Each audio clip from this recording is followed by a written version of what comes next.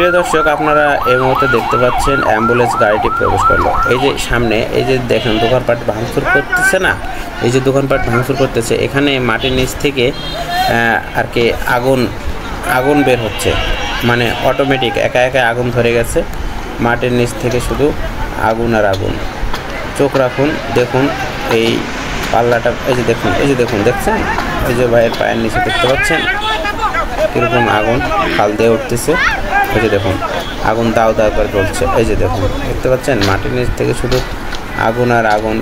হ্যাঁ, এই যে দেখুন দাও দাও করে আগুন জ্বলতেছে। তো ফায়ার সার্ভিস কল দেওয়া হয়েছে, অলরেডি ফায়ার সার্ভিসে চলে আসছে, ফায়ার সার্ভিসে ভাইরা চলে আসতেছে। ওনারা অবজার্ভ করতেছে, দেখতেছে যে কীভাবে আসলে এটা নিয়ন্ত্রণ করা যায়, এটা কীভাবে সলভ করা যায়, একদম ডিস্ট্রয় করা যায় অগ্নিটাকে।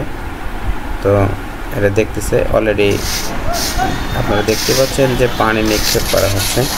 তো হোস পাইপটি এমনভাবে ধরছে, তো টেস্টিং বলো আস্তে করে পানি ছাড়ছে। হোস পাইপের শক্তি দেখুন, পানির শক্তি দেখছেন, স্পিড। তো পানি দিতে আস্তে আস্তে নিস্তেজ হয়ে আসলো। তো এখন আস্তে আস্তে খরা আসতেছে, শীতকাল কেটে গেছে। তো এরকম শহরে গ্রামে বিভিন্ন জায়গায় কিন্তু এই বিভিন্ন উত্তপ্ততার কারণে কিন্তু অগ্নিকাণ্ড ঘটতে পারে।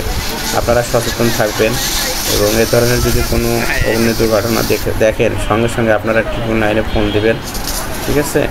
তাহলে আপনারা সঙ্গে সঙ্গে সাহায্য পাবেন।